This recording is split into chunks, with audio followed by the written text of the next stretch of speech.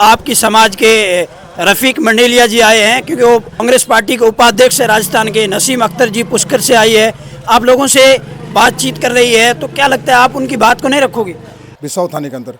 उसके बाद में हम लोगों ने एक ही फ़ोन किया आपका गुड्डा जी को, तो उसके आदमी तुरंत वो मौका मायने के ऊपर वो पहुंचे और हमारे वो बच्चों को वो थाने से वो निकला। कितने एक नहीं हजारों लोग बता दूंगा मैं आपको, ये कॉल अटेंड करते कहाँ है।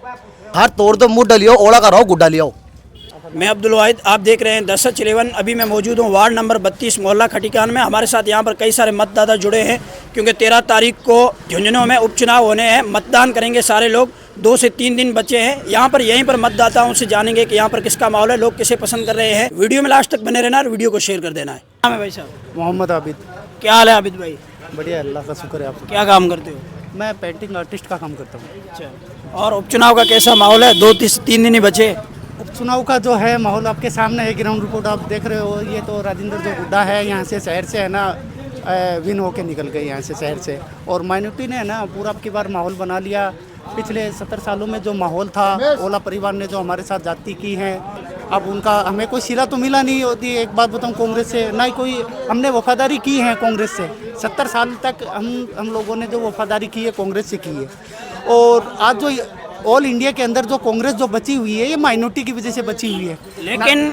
लेकिन आप इस तरीके से कांग्रेस से नाराज हो। आपकी समाज के रफीक मंडेलिया जी आए हैं क्योंकि वो कांग्रेस पार्टी के उपाध्यक्ष है राजस्थान के। नसीम अख्तर जी पुष्कर से आई है, आप लोगों से बातचीत कर रही है, तो क्या लगता है आप उनकी बात को नहीं रखोगे? देखो, वो हमारे रिश्तेदार हैं, हमारे कौम के हैं। हम उनका इस्तकबाल करते हैं तहे दिल से और उनका स्वागत भी करते हैं। वो आए हमारे पास, अपनी बात रखे।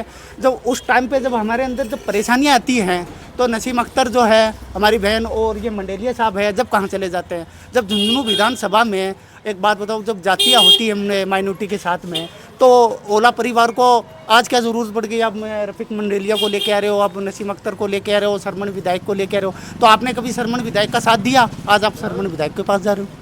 ऐसा नहीं होता। विजेंद्र ओला ने जो कार्य किए हैं 5 सालों के अंदर, अगर ये जिस तरीके से काम किया इन्होंने, ये मेरे को तो ये लगता है ओला परिवार ने कोई काम किया ही नहीं 70 सालों में झुंझुनू में। हमने रात को रफीक जी का पूरा स्पीच सुना, लाइव भी दिखाया था आप लोगों को। रफीक जी ने ये कहा कि आप लोग कह रहे हो कि हमारी मांगे नहीं मानी गई, हमें टिकट नहीं दिया गया। तो उन्होंने कहा कि हम यहाँ पर 17% है, 17% में थे हमें राजस्थान में। यहाँ पर अगर शेखावाटी की आप बात करें तो फतेहपुर में आकम अली जी को टिकट दे रहे हैं, चूरू में मकबूल जी को दे रहे हैं, अब सबको तो देंगे नहीं। इस पर क्या कहना चाहेंगे आप? भाई, चूरू में एक बात बताऊँ क्या, रफीक मंडेलिया को टिकट मिल रही है और आकमली खां को मान लो फतेहपुर से विधानसभा से टिकट मिल रही है। तो झुंझुनू विधानसभा में 70,000 वोट है माइनॉरिटी के, तो क्यों नहीं? ये हमारा हक है भाई। 70 सालों में एक बात बताओ, आपने ओला परिवार जो हम लोगों ने 70 साल तक ओला परिवार का साथ दिया, तो वंशवाद थोड़ी चलेगा ये बताओ। ये लोकतंत्र है, राजतंत्र नहीं है। आप मानते हो इस बात को? लोकतंत्र है, राजतंत्र थोड़ी है। इन लोगों ने तो राजतंत्र बना दिया। कभी शीशराम ओला है, फिर उसके बाद में विजेंद्र ओला है, अब अमित ओला का। अमित ओला के बाद में कौन आएगा? उनका जो सपुत्र है वो आएगा। तो हमारा क्या बनेगा ये बताओ? हमारी समस्या एक बात हम किसके पास लेके जाए? विजेंद्र ओला के पास में लेके जाए। विजेंद्र ओला हमारी समस्या सुनते नहीं। रात को एमपी साहब ने ये भी कहा कि लोग कह रहे हैं कि एमपी साहब हमारा कॉल अटेंड नहीं करते। उन्होंने कहा कि एक आदमी ला के बता दो जिसका मैंने कॉल अटेंड नहीं किया हो। एक नहीं हजारों लोग बता दूंगा मैं आपको, ये कॉल अटेंड करते कहाँ हैं? कॉल अटेंड करते हैं तो ये समस्या थोड़ा। विजेंद्र ओला से मेरी एक बात पूछता हूँ मैं विजेंद्र ओला से। आज जो माइनॉरिटी ने जो जिस तरीके से बदलाव आया है, तो उनको समझ नहीं है, उनको पता नहीं है। उन्होंने गलतियाँ की हैं, तो गलतियों के साथ में ही तो एक बात वो ये बदलाव है। बदलाव आना जरूरी है। राजेंद्र गुड्डा जो है, मैं तो ये सोचता हूँ, राजेंद्र गुड्डा अगर 15-20 साल पहले अगर झुंझुनू में आता तो विजेंद्र ओला आज ग्राउंड पे नहीं रहते। क्योंकि राजेंद्र गुड्डा हर वो काम है जो राजेंद्र गुड्डा कर सकता है। ये 2 बार मंत्री भी, अरे कांग्रेस सरकार को राजेंद्र गुड्डा ने बचाया है, तो इसका साथ क्यों नहीं देगी जनता? बचाया उसने। उन्होंने ये भी कहा कि कांग्रेस सरकार ने उनको मंत्री बनाया है, कांग्रेस ने 2 बार उनको मंत्री बनाया, और कांग्रेस के खिलाफ ही बोल रहे हैं। जब कांग्रेस के नहीं है, आप लोगों के कैसे होंगे? आप ये बताइए मुझे, राजेंद्र गुड्डा माइनॉरिटी में आते हैं तो कांग्रेस के खिलाफ क्यों नहीं बोलेंगे? क्यों? माइनॉरिटी कभी बीजेपी को वोट देती नहीं है। बीजेपी को तो वोट हम देते ही नहीं है। तो भाई कांग्रेस को देते तो वो कांग्रेस की खिलाफत करेंगे। अगर वो अपने लोगों में जाएंगे, नॉन मुस्लिम में जाएंगे, तो बीजेपी की बात करेंगे, जाहिर सी बात है। तो मुसलमान के अंदर तो वो कांग्रेस की बात करेंगे। विजेंद्र के हमने वोट दिया विजेंद्र को, तो विजेंद्र की बात करेंगे वो। वो भामू की बात थोड़ी करेंगे, बबलू की बात थोड़ी करेंगे। बबलू को हमने वोट नहीं दिया, भामू को हमने वोट नहीं दिया, तो वो बात तो विजेंद्र की करेंगे। समस्या हमारी जो है, मैं तो ये कहता हूँ समस्या हमारी नहीं है, विजेंद्र ओला खुद एक समस्या है। उसके समझ में नहीं आता शहर में क्या हो रहा है क्या नहीं हो रहा है। ये देखो आपके सामने है, तारों के जिस हिसाब से तार 10 फीट 12 फीट के ऊपर लटकते रहते हैं, और बिजलियों की जो समस्या है वो पूरे शहर के अंदर है। क्या किया इन्होंने? 70 साल में कुछ किया? मेरे हिसाब से कुछ नहीं किया इन्होंने। आज वो ब्रिज रुका हुआ है। एक बात बता, आज एमपी बन गए, आपको कम से कम 9 10 11 महीने हो गए, जो भी टाइम। अब आपने क्या फुल मूड बना लिया गुड्डा का? हाँ, मूड एकदम फुल है। राजेंद्र जो गुड्डा है, यहाँ से एकदम निश्चित जीत है उनकी। क्या नाम है भाई साहब? मेरा नाम मोहम्मद जुबैर है, वार्ड नंबर 32 का निवासी हूँ मैं। तो हमारे तो फिलहाल जो वार्ड का 32 नंबर का प्रोग्रेस ये चल रहा है कि हमारे तो ज़्यादा वोट है गुड्डा जी के, अक्सर करके गुड्डा जी का वोट है। दूसरी बात देखो, हम लोगों ने पिछले साल 70 साल से कांग्रेस को वोट दिया, लेकिन कांग्रेस से हमें कुछ भी इजाफा नहीं हुआ। और दूसरी बात कि कांग्रेस से हमारी कोई वो लड़ाई भी नहीं है, नहीं कोई किसी से बैर है।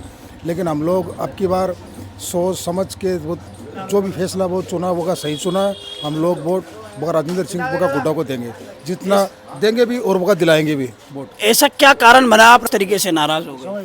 नाराज तो सर हमारे ऐसा हम नाराज जैसे है कि 4-6 महीने पहले हमारा कुछ वो का मसला हो गया था।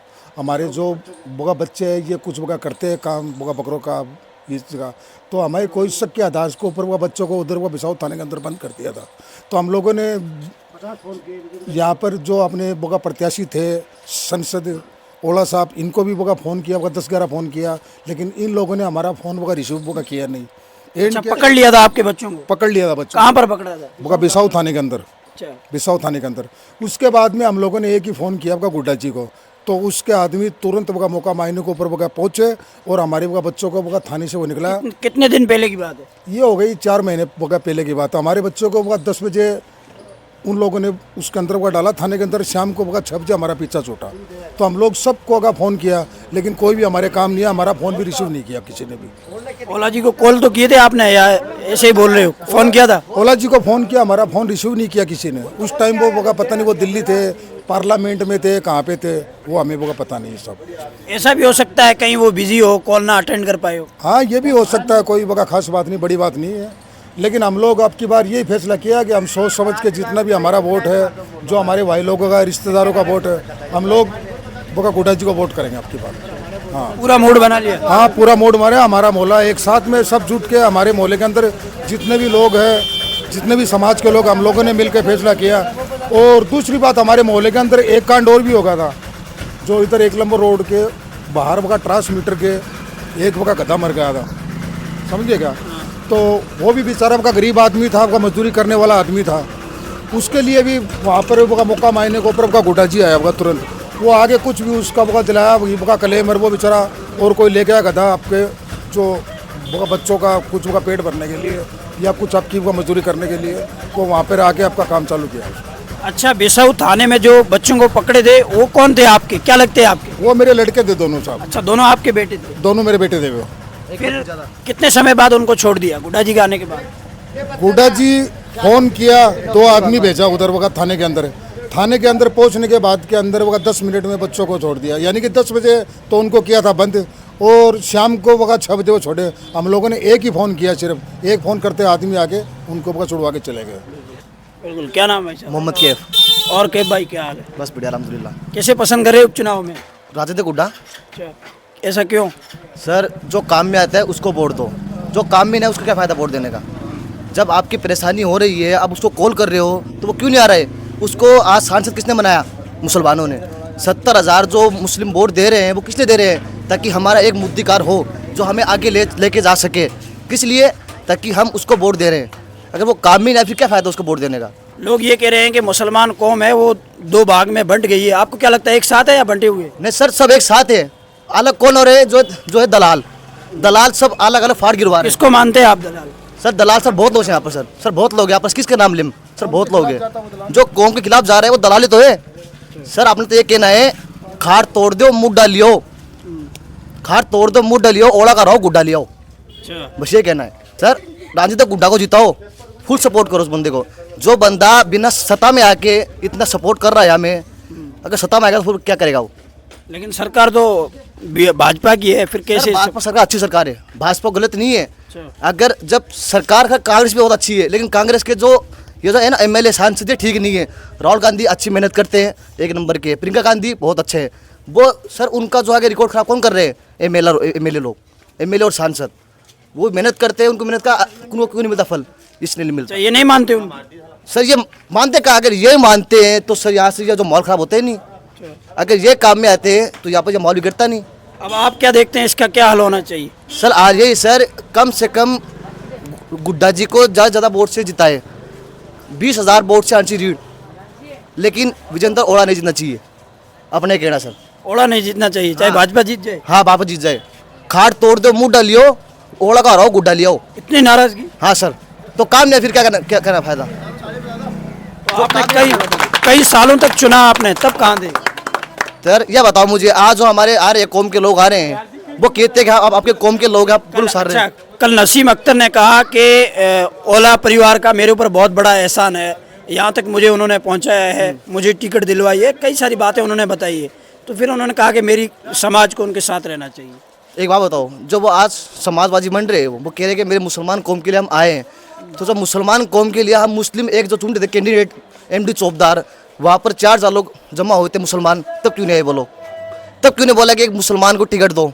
ठीक है, जयपुर गए टिकट लेने के लिए, कांग्रेस के लिए एमडी चौबदार जी खुद गए, और कम से कम 20 गाड़ी वहाँ पर गई लेने के लिए टिकट मुसलमान के लिए, तो वहाँ ने क्यों लगा सपोर्ट कि मुसलमान को टिकट दो? आज बोले कि हम कौम के लोग हैं। कहाँ थे वो कौम के लोग उतने दिन? वो जो यहाँ पर हो रहे थे अत्याचार मुसलमान के साथ, तब कहाँ थे मुसलमान के लोग? वो सर सब झूठी बात है।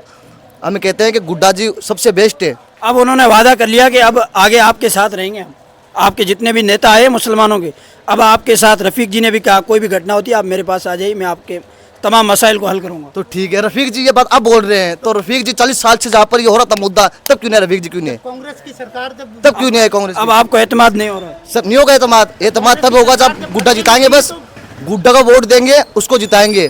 कांग्रेस से अब कोई लिए, और हमारी कांग्रेस से नाराजगी नहीं है, सिर्फ विजेंद्र ओड़ा से नाराजगी है सिर्फ।